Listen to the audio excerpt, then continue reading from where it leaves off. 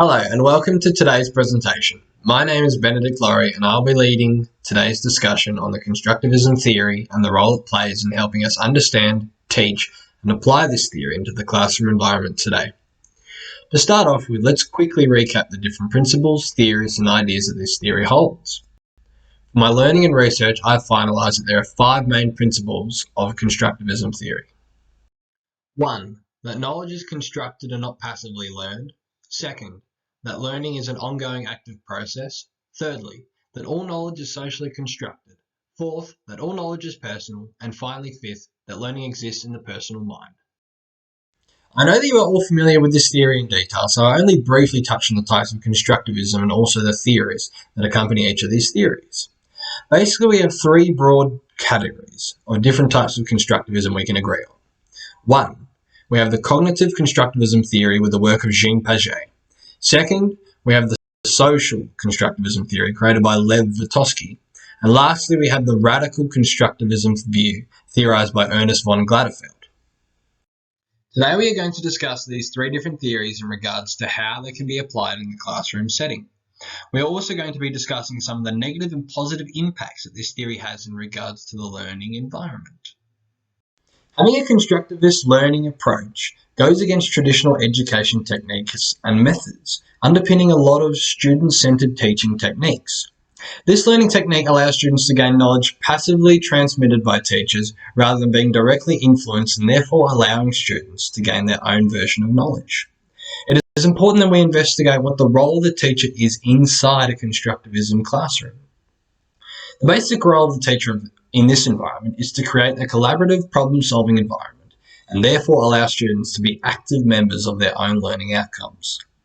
It basically means that the teacher is a facilitator of learning and not an instructor, like a traditional learning approach would be. A key component of this teaching method is scaffolding. Scaffolding is when the teacher adjusts the amount of help that they give in response to how the student is performing. In other words, the better the student is doing, the less direction they're given by the teacher. Scaffolding can include providing students with clues, hints, changing material to suit the needs, or even changing the entire activity for the classroom. Next, let's discuss the features of the constructivist classroom.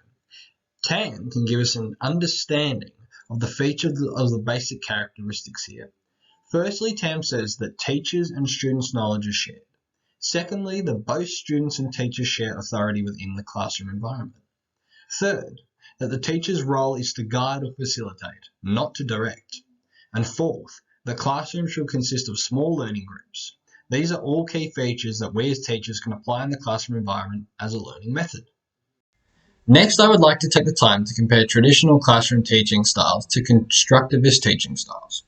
Here we have a graph to illustrate the differences between traditional and constructivist classroom styles. You can see the pros and cons in each list, helping us understand which aspects we could use in the learning environment today. Here we can compare the traditional classroom versus the constructivist classroom. In the traditional classroom, sticking to the curriculum is highly valued, whereas in the constructivist classroom, the questions and interests of the students is the most valued thing. In the traditional classroom, the repetition of an activity is how knowledge is learned, whereas in the constructivist classroom, learning is built on what the student already has knowledge in and is an interactive experience. Traditionalist classroom is a teacher-centered approach where teachers give knowledge to students and students accept this knowledge. Students have an authority role and are directing their teaching approach. Students are encouraged to work alone in a competitive environment where grading is the forefront. In the constructivist classroom, it's more of a student-centered approach, where teachers have interchange with students and aim to help build their own knowledge. This is known as active learning. Teachers are more negotiable and have a role interactive with the students. Students are encouraged to work in groups in a cooperative way rather than in a competitive environment like the traditional classroom we know today. Lastly, let's discuss the strengths and weaknesses of this learning approach. Strengths. Constructivism allows students to have control over their own personal learning and knowledge.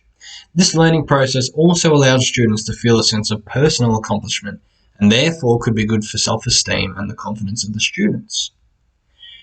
However, it does have its weaknesses and limitations. The largest limitation of this learning approach is the lack of structure. For example, a lot of students require a learning environment that is structured, while some students might thrive having ownership of their learning. A lot of other students wouldn't.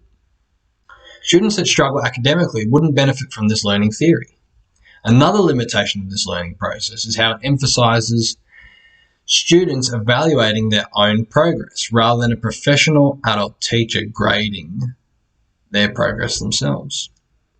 Without standardized grading from teachers, students that are struggling wouldn't get the help they need going forward in the classroom. Anyway, it is now time to wrap up our chat. Thank you for joining me today, and thank you for listening.